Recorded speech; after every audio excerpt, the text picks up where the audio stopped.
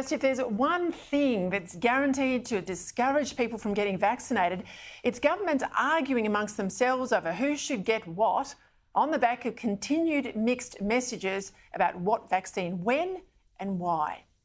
On Monday night, the so-called National Cabinet met and decided, so the Prime Minister told us, that anyone now could get the AstraZeneca jab because the Commonwealth would indemnify doctors who provided it to patients under 60. If you wish to get the AstraZeneca vaccine, then we would encourage you to A, go and have that discussion with your GP. Does that mean that people under 40 will be able to talk to their GPs and get the jab immediately? Well, if they wish to go and speak to their doctor and have access to the AstraZeneca vaccine, they can do so. Any age group? So the answer is yes, they can go and do that.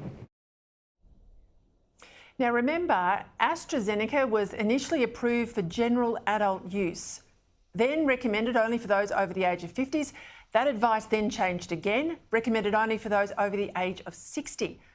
But the expert advice from ATAGI, which is the Australian Technical Advisory Group on Immunisation, the absolute national experts, has always been that regardless of age, anyone who had the first jab of AZ should get the second jab of AZ, and that while AZ was now recommended for the older age group only, it certainly wasn't banned for the younger group, only that it was recommended for the younger group that they have Pfizer, which didn't have the same issues with clotting as we know, but not banned.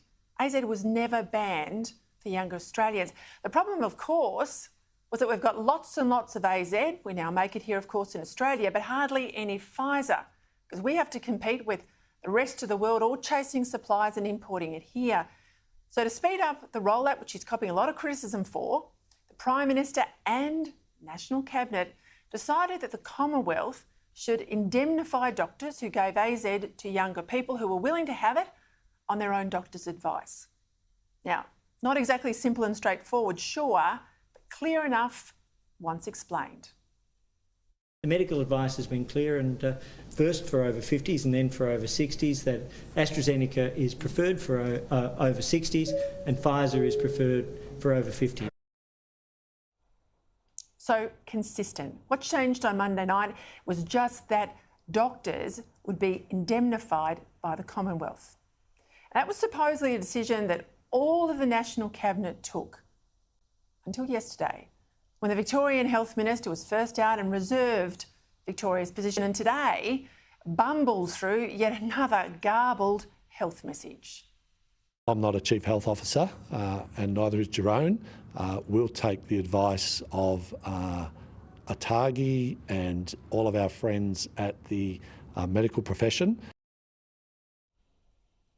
And today, when the Queensland Premier yet again attacked the federal government, which is standard operating procedure up there, particularly for her to divert away from the government's stuff-ups, the latest being the failure, of course, to get that 19-year-old health worker sitting outside a COVID hospital ward vaccinated, sparked the current outbreak, and yet another case of trying to callously lock out someone wanting to farewell a dying loved one.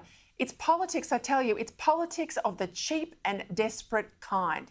You can't defend yourself, so you go on the attack against someone else. There has been no National Cabinet decision about providing AstraZeneca to the under 40s. National Cabinet said that there was an indemnity for doctors. So that is very clear that National Cabinet did not make that decision. So I'd like to ask the Prime Minister, did his Cabinet make that decision? Now, in Queensland, we always follow the advice of the Chief Health Officer. So I urge Queenslanders to listen to Dr Young and follow the advice of our Chief Health Officer. That's right, Anastasia. Distract away from the outbreak that's been caused on your watch by your lax rules. And what about this rant from the supposedly apolitical Dr Young, Queensland's Chief Health Officer and soon to be the state's new governor? No, I do not want under 40s to get AstraZeneca. Why? Because they are at increased risk of getting the rare, it is rare, but they're at increased risk of getting that rare clotting syndrome. We've seen up to 49 deaths in the UK from that syndrome. I don't want an 18-year-old in Queensland dying from a clotting illness who, if they got COVID, probably wouldn't die. We've had very few deaths due to COVID-19 in Australia in people under the age of 50. And wouldn't it be terrible that our first 18-year-old in Queensland who dies related to this pandemic died because of the vaccine? Talk about mixed messages. Is it any wonder the vaccination program tonight is a shambles, confidence is shot, and it's turned our handling of COVID from the envy of the world to a fair bit of embarrassment.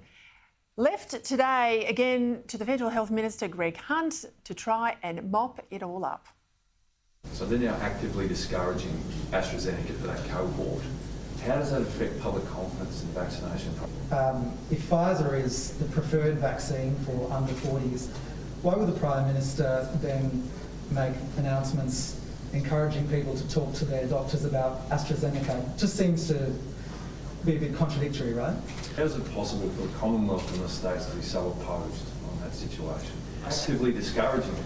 They're saying don't, because it'll cost lives. The Chief Health Officer in Queensland's gone that far. How can that happen? Right, but you're our Health Minister. You're our Commonwealth Health Minister. How can you find yourself and us in this position?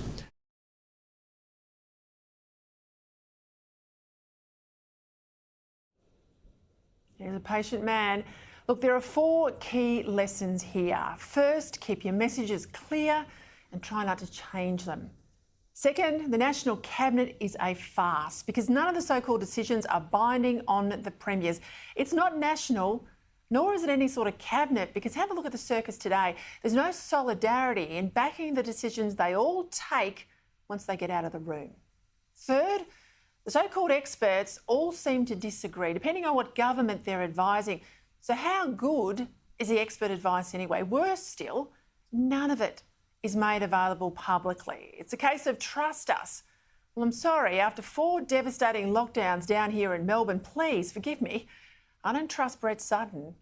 And fourth, the Prime Minister really must take charge rather than try and run some kind of cooperative leadership with the premiers who always put local politics first.